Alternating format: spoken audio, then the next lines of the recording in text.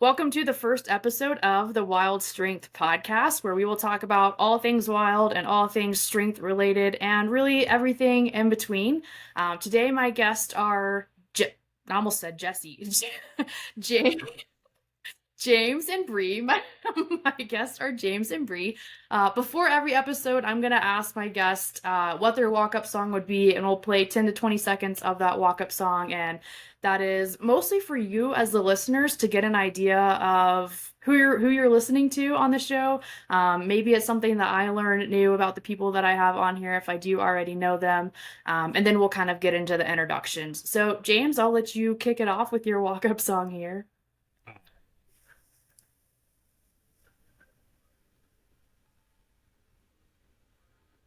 Big James vibes. I'm getting that energy going, right now. I expected nothing less from James. Yeah. I know the brief song, but you know what? Old Drake is significantly better than new Drake, and no one's arguing with me on that one. What was that? I said old Drake is significantly better than new Drake, and nobody's arguing with me on that one. Yeah, that For All the Dogs was, for the most part, mid, but there's some good joints on there. No, Drake is good Drake. All right, well, walk-up song is out of the way. We'll do introductions. Like I said, I have James and Bree here. I met James a few years ago at my first total archery challenge in Utah. I was only shooting a bow for like 2 or 3 months at the time, so bold strategy of me to go and shoot a tack after only having been shooting a bow for a very short period of time. And then the following year, him and Bree both came out to San Antonio Total Archery Challenge, where I was living at the time, and then they came out the following year as well. We've all shot the Utah Total Archery Challenge together, so spent quite a bit of time together, mostly shooting some bows, but hoping to get out on some hunts together here soon, and obviously some more Total Archery Challenges down the line. James, Bree, I'll let you guys introduce yourselves here, and then we'll get into it. Okay, I'm Brianna, Bree, B. Any of those work. I am originally from Florida. I've been shooting since 2013, so about 10 years now this year. I came out to California for the Navy, so that's what I do for work. I do public affairs, marketing, media, things like that, which works well with, handling a lot of his stuff for him. And I've just been learning the ropes of Western spot and stalk for the last 2 years now. Definitely different from my East Coast lifestyle the last 8 years before that. So that is me in a nutshell. Yeah, perfect. My name's James, and I do real estate as well as run all the Bow Disciples platforms, which is pretty fun. Keeps the schedule full, and it's a lot of fun. So been bow hunting since the 90s and shooting since then, and don't plan to stop, and going to continue making content around it. I think the release that James shoots with is older than probably a lot of people listening to this. How old is your release, James? It was probably made in the 90s sometime, mid-90s, so it's probably 30 years old almost. Jeez, yeah, that's ridiculous. Yeah, you mentioned Bow Disciples. I think that's maybe how most people know of both of you. What I don't even know if I've ever asked you this. What was kind of the birth child of Bow Disciples? Where did that come from? And how long have you been doing Bow Disciples? Tell the story of the name. Yeah, so well, I always have made videos, so I used to be a professional bike rider, and how I really fired off my biking career was through making a lot of videos and vlogs back in, I put my first one on the internet in 2007 and made those videos all the way through 2013. So about 6 years of biking videos, and that taught me to film, to edit, to enjoy the process of creating videos. And then after that, kind of was in a transitioning period of life, figuring out what I wanted to do next, and got into real estate, and then started making videos to grow my real estate business. And then a few years went by and figured, well, I've always hunted. I've always liked making videos. I'll just start bringing a camera and filming hunts and archery stuff and putting those on the internet. So I started doing that in 2018 with my friend Nick. and the videos were not very good, but we just kept doing it. Nobody watched them at all, hardly, but we were making them for ourselves so we could watch our hunts in the future. And over time, ended up getting pretty lucky with like a video that got a lot of viewership, and that helped to grow the channel. And then at that point, it got monetization exactly a year later. So in 2019, on August 18th, I think, the 1 year anniversary. That's the same day I joined the Navy. Yeah, so, that. and then once it got the monetization, I figured, okay, maybe I'll take this a little more serious and make better videos. And we always posted consistent, but then the quality got a lot better, kind of figured out like how we wanted to go about it. And yeah, just kept it rolling. And here we are 5 years later. Yeah. I think even since I've met you 3 years ago now, I've seen it grow so much, and it's crazy the reach that Bow Disciples has. I was thinking earlier, like when I first moved here to Colorado Springs and I like walked into the bow shop that I started going to for the first time, there's been a handful of people since I've been going there that are like, "Oh, you're from Bow Disciples," or "I know you from the Bow Disciples channel," or I'll go to like the 3D courses out here, and I've had a couple people stop me there and, "Oh, like you're Whitney from Bow Disciples," which is weird to me. I'm not used to that kind of stuff at all, but that just goes to show, like, I say that for you, like that your channel has such a far reach, which I think is awesome. And I don't know sometimes if you recognize the reach that you have, but it goes pretty far. Yeah, no, yeah, it is crazy. And it's not just me. I obviously do all the editing and stuff like that, but I always say I'm kind of like the hub of the wheel, like the main guy, but then like everyone else who's in videos is kind of like the spokes to make up the wheel. So it's a team effort, and it's definitely fun. And yeah, it just continues to grow. So it's been a lot of fun. And now recently we started growing. At first it was only YouTube, and then about a year ago started doing the Instagram, TikTok, and just recently Facebook, and now a podcast just last week. So it's kind of fun to grow and branch out. Yeah, I think it's pretty awesome to see. And then yeah, Bree kind of slowly became a part of it, and I think a lot of people know Bree through Bow Disciples. You're from Florida, and I just got into hunting last year. For anyone who's listening to this and doesn't know much about me, and when I heard you were from Florida and you hunted in Florida, to me, you just fished in Florida. And I was like, what on earth is there? Like, what are you hunting in Florida? Like, I know gator hunting is a thing. So I'm like, okay, that makes sense. I don't know if you've ever done that. Maybe turkeys, I think, would think about there, but I just ignorantly did not think of like hunting in Florida. So, like, what did that look like there? So obviously much flatter than Very much, here. yes. But you can hunt all the normal stuff. So like hog, I believe, is year round. I have gator hunted, so I've only ever harvested one gator, but I did it with my sister. It was wild. So like the short gist of gator hunting, there's a lot of different ways you can do it, but we would cast a treble hook out, which is like this big hook like the size of my hand. It's got like 3 prongs on it. You throw it out and you just kind of you essentially kind of like spot and stalk, look for an alligator. You kind of drive up slowly. Eventually they're going to submerge, and you cast the treble hook and you wait for them to bite down. And then you sit there kind of like wrestling tuna,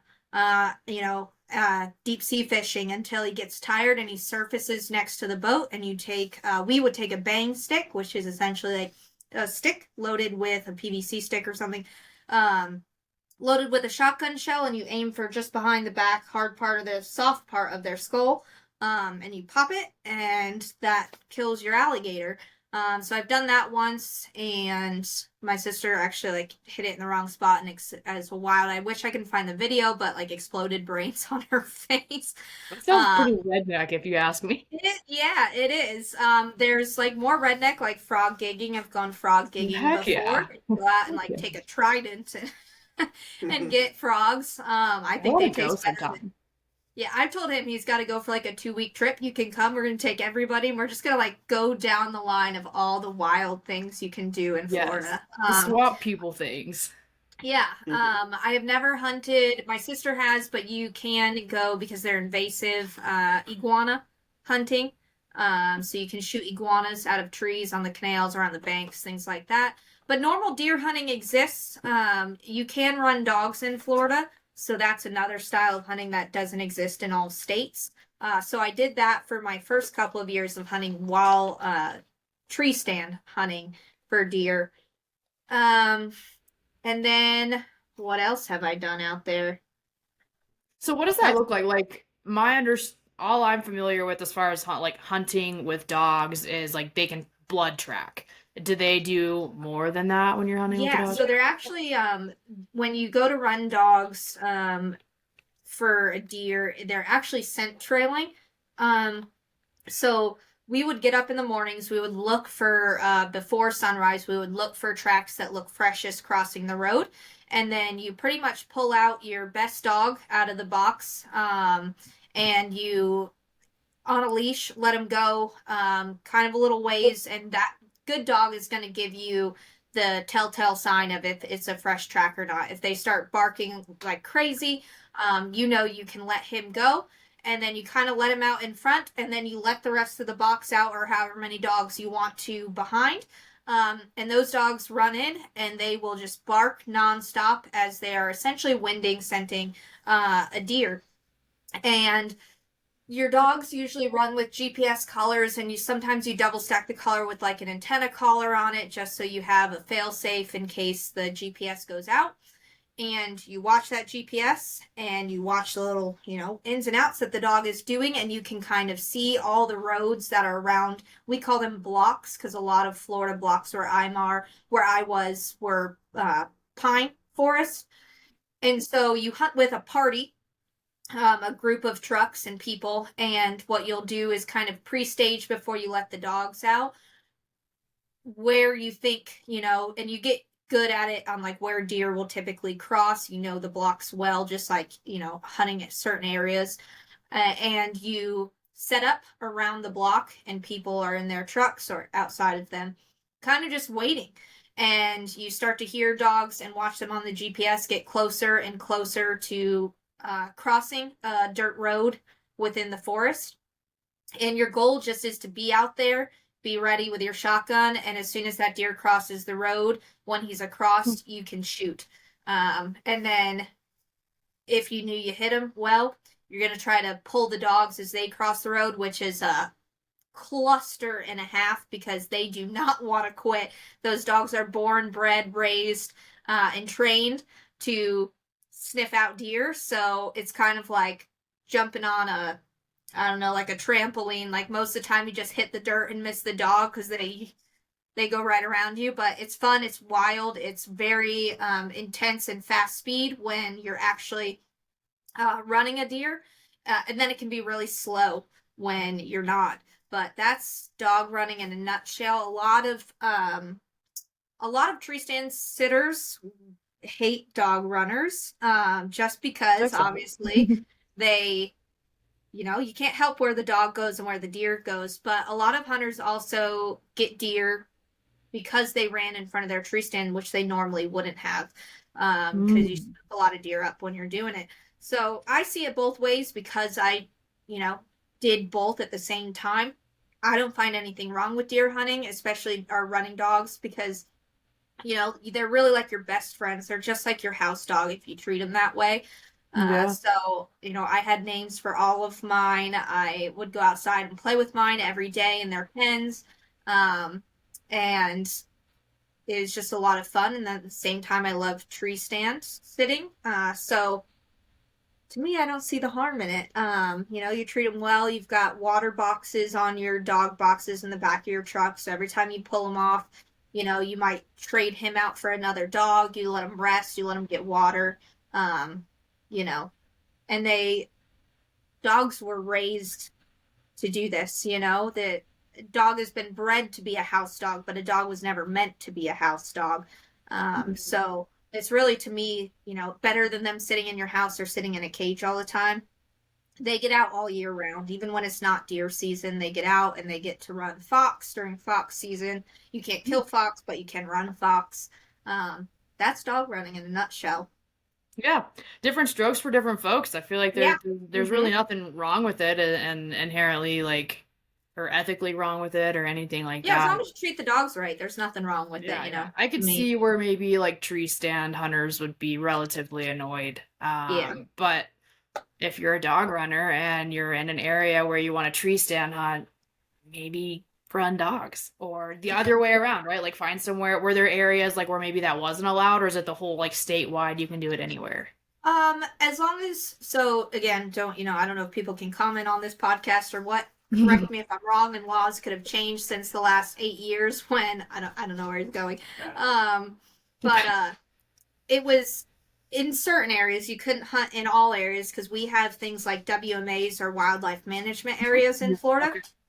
You couldn't run dogs in those. We could run on public or national forests. So like Ocala National Forest is what I lived around, is what we ran dogs in. There are places in the Panhandle that you could run dogs in. I wouldn't want to run them. I mean, we had a lot of swampy water even where I was in the central portion of Florida, but you run the risk a lot of times, and I've seen it, sadly, of alligators because when a deer crosses a pond or a lake, the dog doesn't quit. So the dog will swim across the lake to her dogs, and they run a big risk of, becoming gator dinner, sadly. Whoa. But yeah, you can't do it everywhere. In a lot of states, it's not allowed. So you always have to check state regulations beforehand because you don't want to do it if it's not legal. But it's a really fun. I advocate for anybody who lives in a state that can do it to at least go try it once. Because you don't know until you don't try, or you do try. So yeah, that's dog running. Still sitting or tree stand sitting is the same as any state. Yeah, we used climbers because we had a lot of straight pine. That was easy. I know saddle hunting is becoming a huge thing. I've not tried one yet. It doesn't look, but again, don't know till you try. But they don't look comfortable to me. Maybe they are. So we used a climber. Put it right on your back like a backpack, hook it up to the tree. It's just as mobile. And you climb up a tree and sit. I didn't worry about wind as much as I do for sure out here on the west, but I'm sure it's a thing.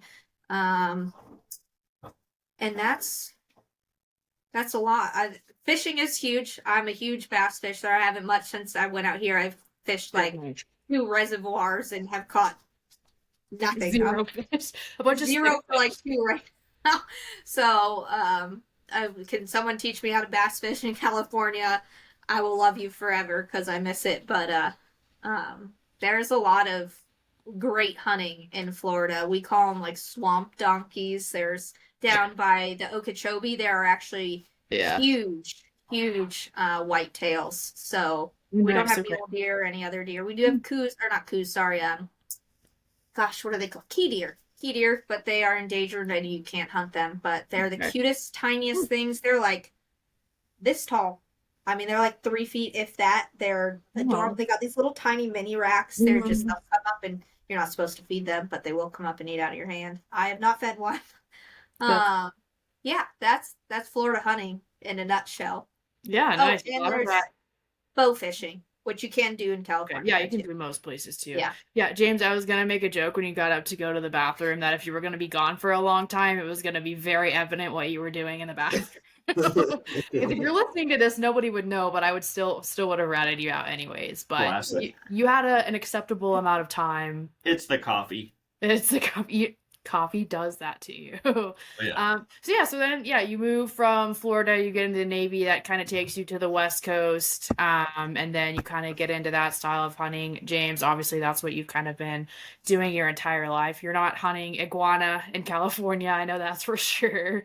You're not shooting any gators in California, but you know what? I think that sounds like so much fun. And I think as a hunter, and most people would agree with this, like for like wildlife management, that kind of thing, like you're going to take every opportunity that you can depending on where you're at, right? So like obviously you're going to hunt what you can depending on what location that you're in. But yeah, looks very different from hunting kind of on the West Coast. James, I think from what I remember, like when I first met you, Bree, and like when you came out with James, you kind of had started getting into things. Like I think you guys met because you had reached out to him like, hey, I'm in the area, like I want to get into like West Coast style hunting, or maybe James reached out to you, who knows.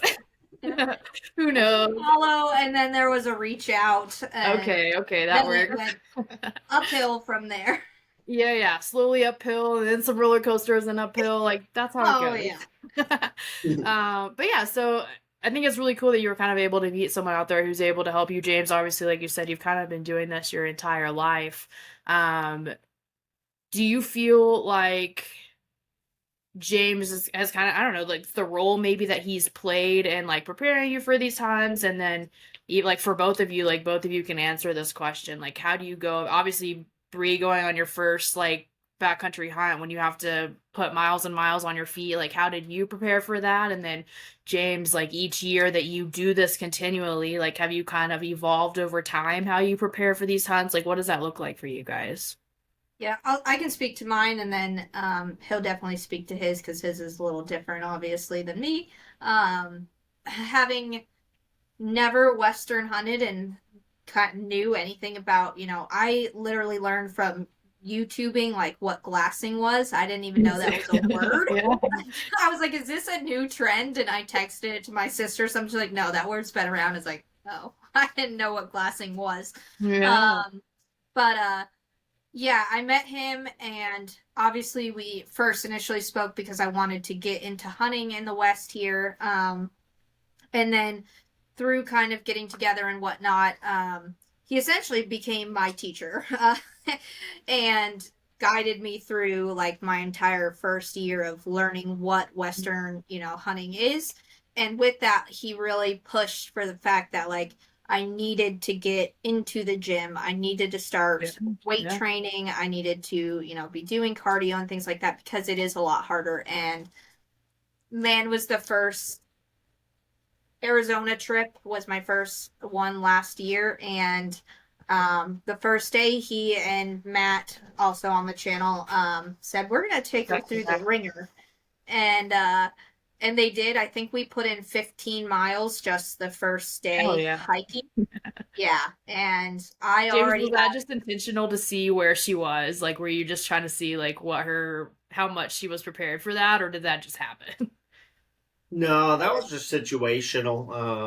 We Yeah. glassed up this buck and he just yeah, we kept did. going over ridges and it just, we were on a string, so to speak, getting pulled Yeah. out further and further. And I kept thinking, man, she got to be dying back there. But she was a trooper and did it. May have complained a little and possibly had some spills, but she Yeah, was tough and got to where she needed to be eventually. yeah. I So always that's say, when I'm like this, but when I was elk hunting this past September, we were like climbing some like steep inclines, and I'm like, you know what? I'm gonna do this because I truly I don't mind it, but I will bitch about it almost the entire time. Like I'm gonna do it. I'm gonna put myself through it, but I'm gonna bitch about it. They're like, all yeah, right, cool. that's exactly how it went. Like, yeah. Yeah. I I've gotten significantly better at climbing mountains, both down and up, but I took probably at least 100 falls within that 2 week trip. Luckily, no major ones, but you learn how to grip, you learn how to put your weight down when you don't want to put your weight down. Hmm. There's just like a lot to it. Um, and so I pushed through pretty much a year straight of training with a trainer, and not saying anybody has to have a trainer or anything like that. That was just, I don't have the motivation without it. Yeah. And did that and felt pretty prepared, except for my knees.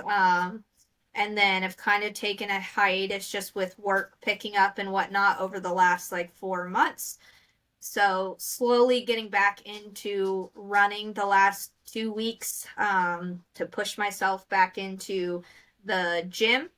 But it's, strength is important, but I would say endurance is even more important, especially when you're going from low elevations to high elevations and those long hikes. Like one day the weather will be mid 70s or 80s, and the next day it'll be 35.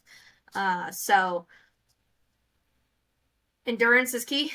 Make sure at minimum, you're running. But that was my training, I guess, in a nutshell Mhm. from him. He is way more successful than I am in waking up every day and doing what he's supposed to. So I'll let him talk about what he does. Yeah. Yeah, I mean, obviously the physical aspect's really important. I've been training in the gym 5 days a week, weightlifting for this is my 10th year. I also do about 15 to 20,000 steps a day. So But so people know, James is a pacer. Like this guy almost never sits down. So it's not like he's going on walks and stuff, yes, and One maybe of he these runs a little taking bit, now. but James never sits down. yeah, yeah. I'm bad about it too. So that's part of it, for sure. But yeah, I do a lot of like incline stuff. If I'm at the gym post workout, I'll always do like 15, 20 minutes on the incline treadmill at a good pace. But yeah, I mean, for me, weight training is super important, for Yeah. several reasons. One, I have a small frame, so if I didn't weight lift, I'd probably be 145, 150 pounds, just the way I'm structured, which is really small for a lot of the style of hunts that I do, and the amount of weight I have to move sometimes. So, because I'm in the gym, I now usually weigh between 180 and 190, which is really good. And the cardio is also great. Hmm. Um, I will say a little pro tip when I'm getting ready to go on a hunt, I'll intentionally try to like eat a shitload to come into the hunt like 5 to 10 pounds heavier because I know by a weekend I'll have dropped all that weight and then drop more down below where I like to be. So I always like to come in a little bit heavier. And I think that helps me to have the longevity to get up day after day for potentially 3 weeks straight and be able to give maximum effort every day. Whereas if I came in like how I normally weigh, I might get pretty run down by the end. I'd still do it, but I prefer to feel better by carrying a Yeah. little more So I weight. like that you brought that up because I think I don't know if you had like posted on Instagram or whatever, but you had said something that you were down X amount of weight and that you were just like feeling like slimmer than normal. And I think that's like what a lot of people don't realize, especially if you are going out there like you do sometimes for 2, 3 weeks at a time and you're putting 10 plus miles on your feet all the time. I like one time someone had said that they like to, and like once again, different strokes for different folks, different things work for different people. But someone had mentioned how they prefer to kind of like starve themselves, so their body is used to like feeling that starvation mode before they go into a hunt. And for me, and what I know, my background and the human body and in physiology and all of that, like it's best to, and even like I work a lot with military personnel, and like when we're sending them on a deployment, like you want to go in not overweight, right? But like with a little extra pounds on you, so you have that weight to lose. So yeah, I think that's really, I like that you brought that up and kind of, I wouldn't say an important topic. Like I said, different things work for different people, but man, I know when I'm like even a week into it, you're like, I'm hungry, dude. Like I wish You my body seem had that. driving when you're hungry. Oh, it's crazy. Yeah. And you feel weak faster. Like no, you feel like you kind of get to this point where it's like I can't eat enough, right? Like I feel like I've been eating and snacking all day and putting calories in, and it's still the end of the day and you eat your whatever brand of like rehydrated meals you have, or if you're lucky enough to have a camper and you're cooking at home, but you just feel like you can't get enough. And I feel like if you go into it well, obviously well prepared, but like maybe with a couple extra pounds on you, like that can help save that quite a bit. Yeah, and I think different people like get hungry or less hungry more than others. Like for me, I really don't eat that much when I'm out hunting.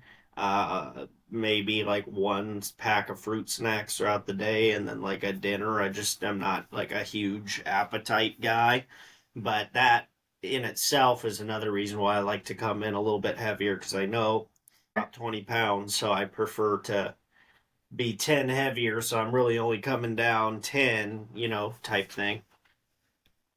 Yeah, it's the fruit snacks for you. James always has the fruit snacks when we're at Total Archery Challenge or wherever. James always Yep. has the fruit snacks. I noticed that too about myself and that's kind of just how the body works, right? Like your blood is no longer working towards your digestive system; it's working away into your muscles as you get moving. So oftentimes, even like long endurance runners, like they're not hungry when they're running, but they just know they need to be putting calories in. And so I think that's kind of the normal human body response.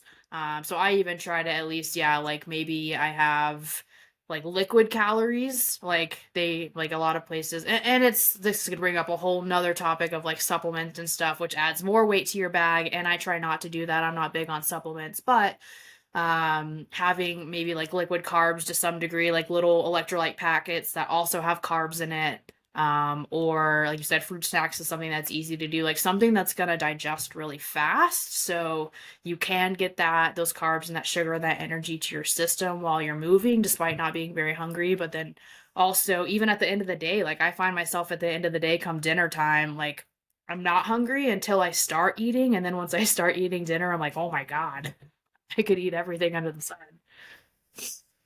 Yeah. I'm the opposite. I'm like a big snacker when I'm hunting. I also get super hangry. So, and I'm a morning eater typically. So, you Yeah. get up at 4:30 in the morning or 4 in the morning and you really don't have time. Like sometimes we'll make time to eat a bowl of cereal. Sometimes, you choose to sleep more so you don't have the time. So my pack usually weighs a bit more than the average small person's pack should, because it's loaded down with like either, I'm not a fan of protein bars. I think they like sit really heavy in you. Yeah, same. But I'll try, like, if I know that it's gonna be a long day or whatever, I'll put one in there just in case. And then it's usually like a lot of PB&Js and banana chips and beef jerky sticks, like anything. Like I don't have a lot of super bad. I know a lot of people be like Little Debbie's or something, You know but I what? try to at least Little Debbie's. maintain something that's like good for you or gonna actually like help you withstand like 10 minutes or an hour or two later, being hungry again. So I'm the opposite, and he knows that. He tells me before every hunt, like, you better go get your snacks and you better put them in your pack because I'm not listening to you bitch about being hungry. So I've learned that since, the last couple hunts. Utah, I went and I was pretty prepared with the snacks, because otherwise I'm just not a pleasant person to be around without food. Yeah, I do always keep a lot of snacks. Even like I said, if I'm not hungry, I just know I need to be eating them, so I will be. And I also keep, like, I've heard a couple of people talk about this, like as far as pack weight goes and keeping your pack light. I always keep a lot of water on me, and people think I'm crazy because they're like, oh, like it just makes your pack. You would have nothing in your pack and just have 3 or more liters of water, and like to some people, that's a decent amount of weight that you're carrying if you're not used to carrying weight at all. But I always have a lot of water in my pack, and I start to like panic, especially like where I was this past time. Like we didn't have water with us. We had to go to water to get it. So if I have to go to water to get water, and it was a very small source of water that I had to even get water from, that like I'm putting no less than 3 liters at a time, sometimes more if I can, because to me that's worth it. Yeah, yeah, I agree. I usually carry at least a half gallon with me all the time, and that's pretty much my entire weight of my pack is like my binoculars, whatever couple snacks I have, at least a half gallon of water, and then like my knives and flagging or whatever little tools I have, my Havilon knife and my flagging. But yeah, the majority of the weight of my pack is always water because number one, I drink a lot of water, like a minimum of a gallon a day, sometimes closer to two. Yeah, Same. just every day. So I'm so accustomed to drinking water. If I start getting low, I never want to get in a situation where I'm getting low. So I just make sure to carry a ton of water. Sometimes if it's hot and I'm hunting in the desert, I'll just put my whole gallon jug full in my pack Yeah. plus a couple extra bottles. So I'll have like a gallon and a quarter with me sometimes. Yeah, no, I think that's smart. In my opinion, I would rather carry more and like not need it than get to a point where I need something that I don't have. Which I think you guys would both agree with. Yeah. So James, you kind of recently put out this video on like the Bow Disciples channel on like your kind of, what do we call it, like the hat trick of like 3 over-the-counter bulls in a row, which like for bow hunting specifically is quite like a successful string of hunts. Over-the-counter public land hunts can be really challenging, especially for bow hunting. What do you like? before you go into outside of like the physical preparation part of it, do you go to these places? Like, do you travel to those? Because I know a lot of times you've gone to Utah, you've gone to New Mexico, you've gone, I think, to Arizona. Correct me if I'm wrong. Do you go to these places before? Maybe you've just been to these units in the past and you're familiar with them. Do you do like the e-scouting? Like, what do you do to prepare for those before you go? Yeah, so for the hat trick in particular, all three of those hunts were in the same area. The first time I went, I had never been before. Didn't I had a buddy kind of who had been give me some pins and just some advice. Didn't end up using his pins, but it helped because he kind of told us where to camp and whatever. And then I put in a ton of miles. My dad as well. The first 5 days or so, and then kind of figuring out how we wanted to approach the hunt. And then really weren't seeing any elk at all, really. And then decided the best chance was to probably sit a tree stand a lot. So I set a tree over a water that looked good, and I sat it way too much and didn't see anything. And the hunt was looking crazy bleak. And then the second to last evening, right at last light, a 6x6 came in. I shot about 18 yards. Um, but yeah, that hunt in itself is a good example of even if things feel so bleak that it's not going to pan out, I was still going to the post every single day, never sleeping in, never coming back early, putting in the time, and it came together. So that was year one. The next time we came back was 3 years later and kind of had a similar plan, hit the miles, ended up sitting the same tree, shooting a bull. And then this year, I went and sat a new tree. I had a new game plan, and that worked out pretty well. Ended up getting a 5x5 as well, about, I don't know, about 2 weeks in. So I think the biggest key for me, I don't do e-scouting. I don't go scout areas before I go. If I can, I'll ask someone who's been before just what it's like. But I kind of like to go into things with a blank canvas and just hit the ground hard, learn as much as I can, and then, really lean on the skills that my dad and I have built over decades of bow hunting and trust that and trust the work ethic because I know if there's one thing I can do, it's always show up, always be on time. If I'm sitting in a tree stand, I'll be in there a half hour before it's light, whatever. And I'll do that day after day. It doesn't matter if I'm sick or it's cold out or it's raining or it's miserable. And she knows I'm a complete lunatic in the morning. So it's like, I know that I'll never be outworked when it comes to hunting. A lot Yeah. of people will take a break by day 5 and they're sleeping in, or, oh, it's too cold and take. I don't do that. So really, that and having the time are the two biggest things that have contributed to Yeah, being able absolutely. to pull that off because that is a super hard hunt. One of the toughest ones I've done, no doubt. And to pull it off 3 years in a row was like, I felt like it was impossible the first year. And then the next year, I felt like it was almost impossible. And then this year, I felt a lot more like it was possible. Mm-hmm. But just because you've done it twice doesn't make the third time a guarantee or even easier. So I know that when I go to a unit like that, it's going to be a gauntlet every time. And for some reason, I like putting myself in miserable situations like that and proving it's possible. For a few reasons, mostly it's personal. I enjoy really challenging myself and doing something so difficult. And Absolutely. also, it is nice to, flex on the haters a little bit Yeah. sometimes too. So that's part of it.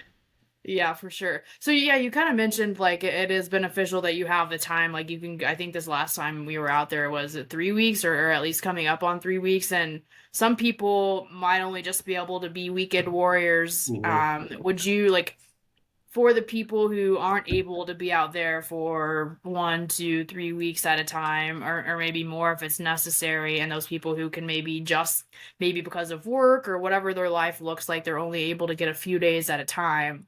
What would you kind of recommend for someone like that?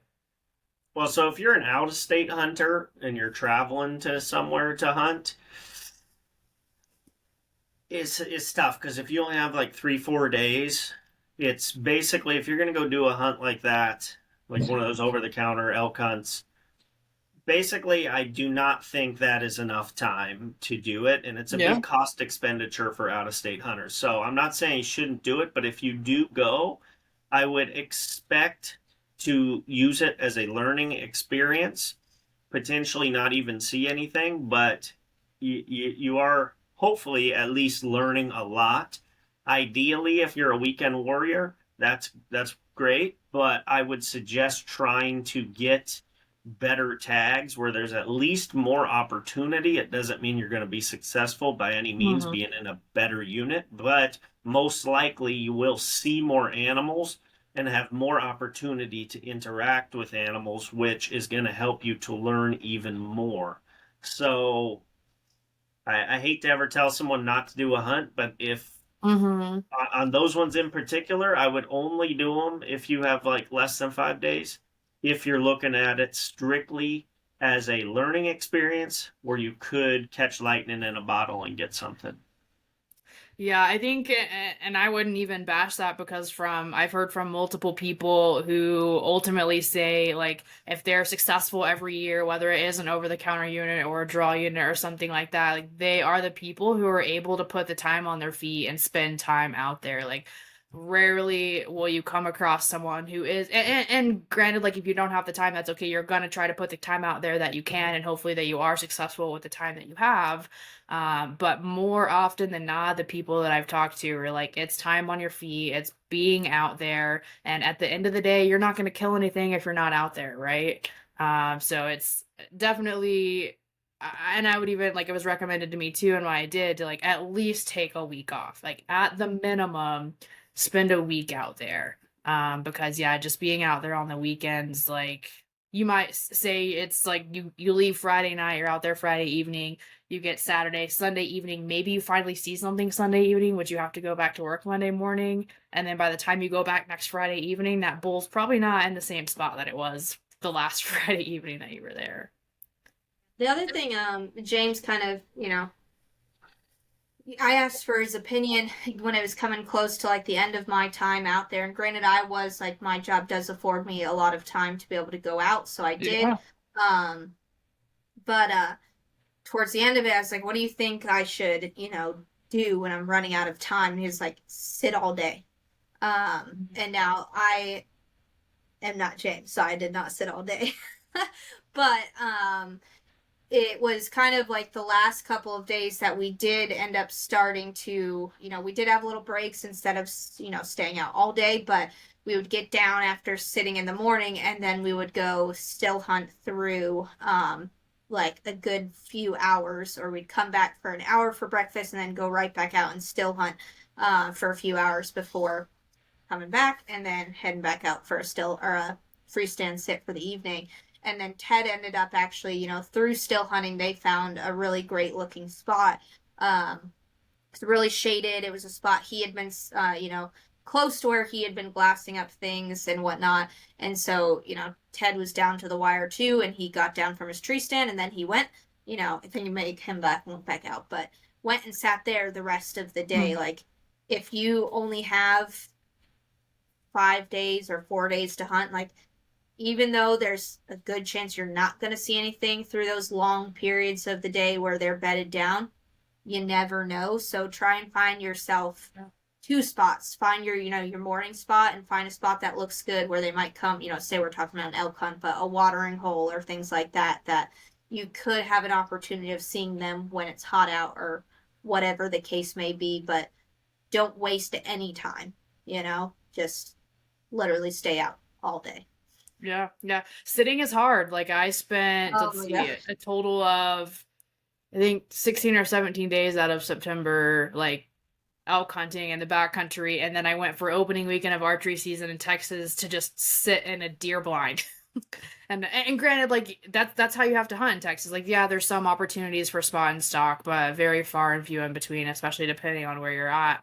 And I was like, man, this just sitting here is the worst. But even when I was like hunting out here in Colorado, there were days where, like, we found a wallow and excuse me, I got a bubble in my throat. You just sit that wallow for half a day, a full day, and you're sitting there like maybe over the span of, I think the longest I saw, there was one that I had saw a bear on the first sit, and I wanted that bear so bad. It would have been like the bear of a lifetime. I would say I would never shoot another bear, but I would. And that was the only thing I saw for 7 hours of sitting there, right? But I saw the bear of a lifetime. Now, granted, obviously, I didn't get it. I spooked it the first time I saw it. He winded me the second time, and then was never in shooting range after that. Um, but like that's necessary sometimes, and I think for people who are like, for me being new to like that style of hunting, in my mind, I've got to be always looking. I've got to always be on my feet, and if I'm not on my feet, if I'm not moving, I'm not going to see anything. But I found there is benefits to just sitting sometimes, and it's hard, but it pays off. Like I've seen it pay off for multiple people. Yeah, I forgot how patient you have to be to sit. I mean, the majority of my hunting career has been sitting trees, and then 2 years being spoiled learning to spot and stalk, and you go back to sitting a tree for 14 days straight. There were days that I was just like, let's just still hunt this morning, and sometimes it was effective. A lot of times we spooked stuff, but it truly does pay off because 2 days after I left, he was patient again and sat his tree the whole time and I shot a bull. saw that. I know. As soon as I saw him put it down, I was like, Bree just left. Yeah, I was like, man, and it was like just the first day I had to be back to work. I was like, I could have just missed one more day. One more day. Oh, Luckily, Ted, I think, sat my tree that morning, and they, if you watch the video, like, cow walked in with a calf first, and then the bull, but they were walking the direction towards my tree. So I was just kind of hoping. I asked him afterwards. I was like, "Did Ted see him run by?" But they didn't. So either way, they didn't run by my tree, but there were at least one day that we went back to the tree after still hunting, and there was fresh tracks either coming down the trail or walking into the trail my tree was on. So it just 50-50 whether you get lucky and they came by the tree the day you chose to or not chose to sit. But there are just certain areas where you really have to be wise and say, be patient, sit the tree, or the weather's good, let's get down and still hunt. But when the weather's not, and we made that mistake a few days, just because I was impatient and the ground was dry, it had warmed up, and I think at least three still hunts we spooked elk because it was just too dry out, and they hear us before we see them. So it's a matter of just what the weather's dealing you and what you should and should not do, but spend the time out there. I know a lot of people say, like, don't waste time in the middle of the day when nothing's happening, but if you only got 5 days, like, you're not wasting any time. Yeah, you better be out there. If you catch him bedded during the middle of the day, damn it, you better get him while he's bedded. Yeah. That's funny. So I have a question, and Bree, you could probably answer too. As it's kind of on the topic of like trophy hunting. So you mentioned you got a 6x6 bull one year, and then the next year you got a 5x5. Is that like, it's just to preface this, if you're a trophy hunter, that's on you. I don't care. Go you. I'm not shitting on it at all. There's nothing wrong with it. But I know some people, like, you're kind of, some hunters are truly always trying to get the next best bull or the next biggest set of antlers that they can find on whatever animal it is that they're hunting. What is that for you? Like you said, you had a 6x6 and the next year a 5x5. Is it ultimately like for you, like you put a bull down, or is it because you're in like situational, you were in a public over the counter unit, so it didn't matter, but maybe in a different draw unit it would have mattered? What is that for you? Yeah. So actually, that 5x5 was bigger, but than the 6x. But yeah. Now for me,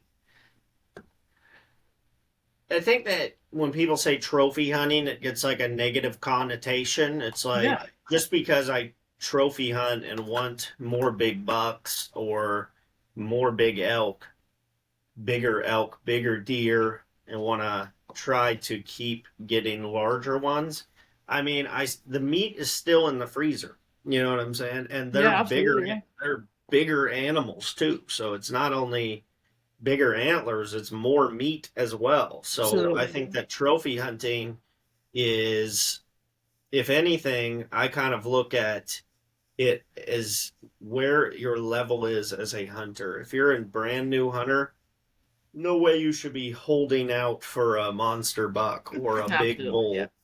You should be My getting current motto is if it's brown, it's down. Yeah.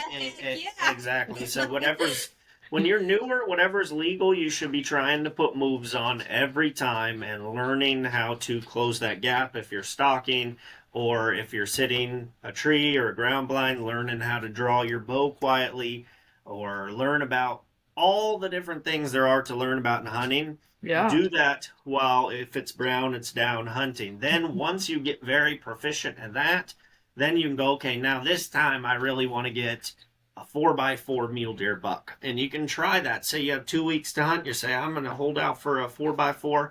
And then maybe by, day 7, you go, okay, now I'll shoot any legal buck. So for me, on, an over the counter hunt like that, I was going to shoot any bull other than spike. So Yeah. anything bigger than a raghorn, I was going to shoot. I was pretty fortunate 3 times. They were all nice bulls, but Mhm. that was more so just luck. Now, a mule deer, I am very selective, and basically, when we go on hunts and if I have other people there, I just tell them ahead of time, hey, like, the rule is generally if you glass up something, you get to go stalk it. Now, I usually in our group will glass up the most stuff, so I have the option to go or to not to go. So when I go with buddies, I say, hey, just so you know, you're going to get a lot of stalks because I'm not going to see a buck that I am going to go stalk very many times, especially in the early season. As it gets later, that'll change. But that is really cool because, for example, one time I went hunting with Nick, and I think it was one of his first spot and stock hunts, and I was glassing up so many bucks, and he was getting stock after stock. I think he did 9 stalks in like 5 days on deer, Yeah. and Just real quick, getting that opportunity. sounds a little pompous, but it is so true. There Yeah. are I mean, between me and Ted together, like, I think there's a clip in one of the Arizona videos last year that, like, James is just like, we'll name a deer, and he's like, oh, yep, the one, and he describes where it was before we tell him. He's like, yeah, I saw that one already. Or I would name another. Yeah, I saw that one already. So it's like he's got eagle eyes through the glass, and I just truly don't understand it. But it's, again, years and years of Of practice and experience, for sure. experience of, Yeah. like, knowing little movements or, like, just the shape of a deer or, like, how it shines in, like, the light, blah, blah, blah. He just can pinpoint them out of his 1940 something Holocaust binoculars and tell you that's a deer. So it's wild how many you can see, but I had to put that in there. But yes, For anyone listening who heard the can pop, any of my alcoholics who thought that was a beer can opening, it is a sparkling water. But go ahead. Wild. Go ahead, carry on.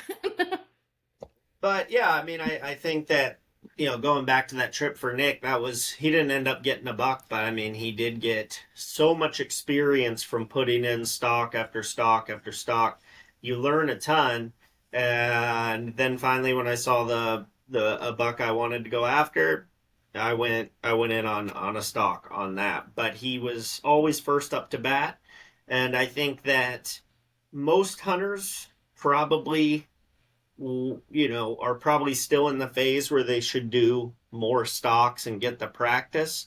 I don't think it's too many people that should be in the phase where it's like, all right, let me really let me hone in. It's because that's a pretty advanced level, at least in my opinion. But yeah, I mean, I don't have anything wrong with trophy hunting. I just think it's a harder challenge. Bigger animals have been alive longer. They're more educated. They've survived longer. To hunt and get down, say, 180-inch mule deer buck is much harder than going out and putting down a 100-inch mule deer buck. Number one, because there's less of them. And number two, that 180-inch buck, is probably 5 or 6 years old, whereas the other A buck's little two bit or two or smarter. three, and their knowledge of survival is just not the same. Yeah. Yeah, that's kind of I think when I like first started hunting in Texas, my idea of like what trophy hunting was very skewed because out there people just pay thousands and thousands of dollars to get a big like corn-fed high fence rack on a whitetail that looks completely unreal. And I'm like, that's not hunting to me. Like you are shooting a science experiment, right? But as far then I kind of move out here, I talk to more people who like and no one out here really would like even call themselves a trophy hunter, right? Like they're usually more experienced, they have more years under their belt, they've been doing this for a long time, and kind of like you said, like it brings more of a challenge. Like no longer is it I see this doe and I'm okay to put that meat in the freezer. It's like, okay, I now have meat in the freezer and more would be great. But also I want the challenge of finding the next best thing, the next big thing. And I think that's freaking incredible, right? Like I think most hunters want to get to that point in their life, but like I said, when I was in Texas, my idea of it was just that people paid. I mean, people will pay like $30,000 to $40,000 It's for those insane. animals, and I'm like, that's ridiculous to me. But then when I started having more and more conversations, kind of like you mentioned, when you are doing the spot and stocks, and or you are on public land, like even on public land, it's going to be a little bit harder, and or over the counter bucks or bulls that are that big, like. I can see where that challenge is, and I'm like, all right, I see it, and that makes sense. And I hope that one day, like, I get to that point when I'm that experienced where I'm like, all right, I can pass on this guy. But right now, if it's brown, it's down. Still For sure. Yeah, absolutely. Yeah. like whatever walks out, whatever we glass up, if it's approachable, we're go. Squirrels are not safe here. The squirrels Yeah, are safe here. squirrel, grouse, buddy, Yeah. I don't care what. If it's legal to shoot, I always look at him and I'm like, can I try? And they're like, no. And I'm like, but why not? We're allowed. He's finally gotten to the point where he'll let me try to shoot grouse, which I've been completely unsuccessful in. But, I will shoot anything. Like, you don't I have got to to a tell me point. twice to draw my bow. Same. I got to a point my last hunt, and I like every little like small game thing that walked by. I'm like, is that legal? And they would be like, no, nobody has to know. Like, we don't have to tell anybody. And I'm like, yes. That's okay. It doesn't matter. Yeah. If it I would breathes love a and it porcupine, but walks, I don't think a porcupine is legal. But we did nobody has see to them, know. and I was like, man, it's right there. Like, how cool is a porcupine, like, drape on my wall? That would be pretty sweet. Nobody's gonna know. If you were to shoot one, the only people that are ever gonna know are those who walk into your house and see it on your wall. Although You I'll don't tell you, know. like, if you do, I think you were talking about, like, if you have to go to Australia or something. Yeah. I swear, like, I looked it up, like, deer, and there are so many kind of deer in Australia, Yeah. legal year round. Find people, fly your bow out there. I am so upset that I did not It fly didn't. mine out there and take a Yeah. week off after my trip out because, gosh, like, just to get any, and again, it's not like trophy hunting, but it's just not deer that's available to Yeah, us for in sure. here in, Yeah. Yeah. the United States. So I was like, Well, if you want to go to Texas and pay $50,000, you can find them there. yeah, on a high fence where they're corn fed and they know the time the feeder goes off. Uh, I uh, can't hate on it. I told him, like, my first deer, we had like 10 acres of it was private land that was allowed to hunt. And my first deer came up with that on a feeder that went off 2 times a day. They oh, knew there's when it nothing wrong with hunting a feeder. Like people do that all the time. It's yeah. like I said, it's high fence. Like most of these deers can't. Deers? That's not grammar. Deer. Most of these deers. Most of these deer can't even like leave the property, and like I said, they turn into like science experiments. But hunting like private property, there's nothing wrong with that. Like if Yeah. you have an Like if outfitter, it's you're free range and the deer can leave or the deer can jump, a 6 foot fence or, most of the time it's like a 4 foot wire fence. Like that's not an issue yeah, to me at absolutely. all. It's when they're like literally caged into a high fence area that they can't get out of. And, they're grown there, they're bought, they're shipped there. It's just like again, it's kind of like people who hate on trophy hunters, I guess. I don't know, but it just Yeah, I guess sounds, and different maybe it's strokes when for you get different that folks. minimal amount of experience that you think it sounds too easy. Like, I do love the challenge. So, Yeah, like, and I think too, like they could be beneficial, like maybe for like a handicap individual who wants to hunt. Like I think everyone should be able to, right? So like if hunting a feeder is their only option, by all means, like there's absolutely nothing wrong with that, and I would never down it or anything. Like I'm glad that you're out there and you're doing it. But yeah, it's like the high fence, or there was a property I was hunting in Texas one time, and it was a free range one, but like down the road, there was a ranch, and the guy would helicopter like zebras in or like whatever animal that his client wanted. And I'm like, I don't know how I feel about that. That's interesting. like you could just as easily pay the $50,000 to go to Yeah, to Africa go. Yeah, exactly, for sure. or Like you pay 50,000 to shoot it because it was shipped here. it's Yeah. actually like hunting, like doing a hunt in like South Africa really isn't that expensive, and you can get quite a few more or harvest quite a few more animals for a cheaper price than you can even just harvest like one in Texas. Yeah. I It's just guess the cost of getting there, and you can't bring the meat back. that's the like the best point to make out of it is at least, I mean, I got to give it to them, at least if you're paying $50,000 you can eat your zebra at home. I don't know what a zebra tastes like, but you Me can take your zebra home.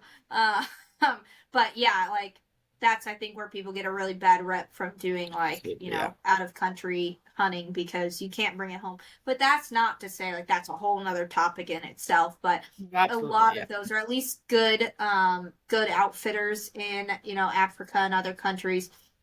They will bring that, like elephant hunting or things like that. Like villages get so excited and No. are happy to Yeah. have Yeah. those there because that food Oh, gets absolutely. brought to them if it's a good outfitter. So Right, it's which I not think like is it's being thrown yeah. in a trash can. For So sure. Yeah, I think that's awesome that they do that. All right, well, we are coming up on an hour here. I'm gonna end every episode with asking my guests, and I'll have both of you answer this. How do you display wild strength, or what does wild strength look like to you? And this is kind of a touch on like mental health a little bit, because wild strength could be that like you woke up today, right? Like if you're struggling, life sucks right now, and it was a struggle to get out of bed, that could be wild strength. Or, like I kind of mentioned in my intro episode, like for me, it's starting a podcast and having no idea what's going to happen with this, or like going on a new hunt, like whatever. Like it can look different for everybody. So James, I'll ask you, and then Bree, I'll ask you. What does wild strength look like to you, or how are you displaying wild strength currently in your life?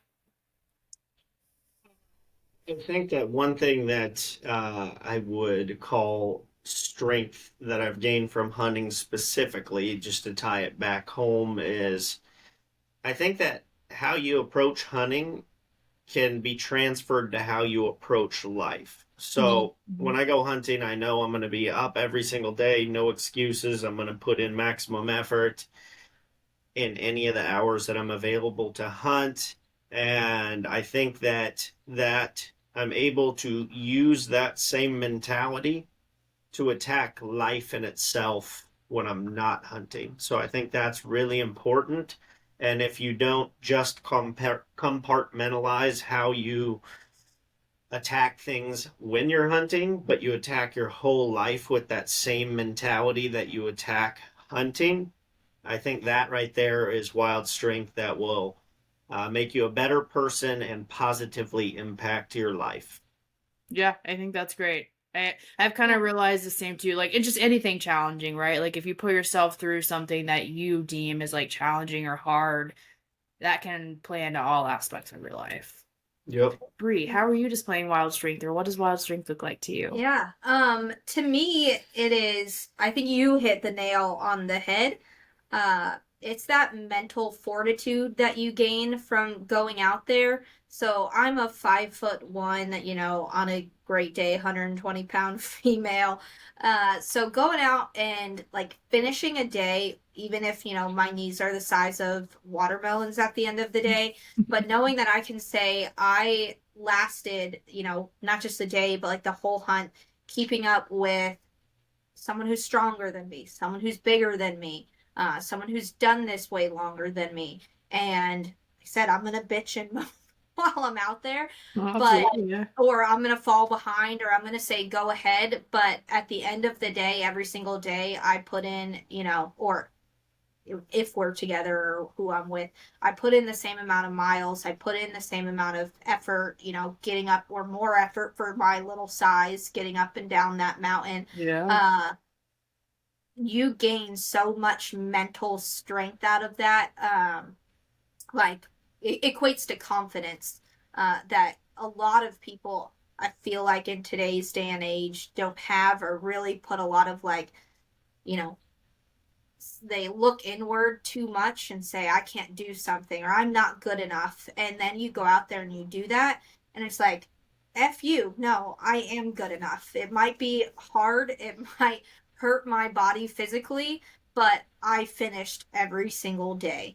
And that makes you so much more confident in yourself, in your hunting skills, Absolutely, yeah. and, the actual amount of strength that your body has. Sometimes you go to the gym and you're like, this is too heavy. Let me turn down the weight. And then you go out there and you're like, how in the world did I just do that day? But I did. So that to me is wild strength. I always say the human body is capable of going through like incredible things, and we never So know much until we more. try it. And I think so Yeah. many people are afraid to try once again hard things, or to try, and not even something hard, but like they don't want something to be difficult or heavy or whatever. But like if you just continue to push and continue to carry on, and like, man, the body is made to survive, like the animals that we're hunting, right? Like we're made to survive, and it's going to do really cool things. But I think both of those answers are great, and thank you for being my first guest on the Wild Strength podcast.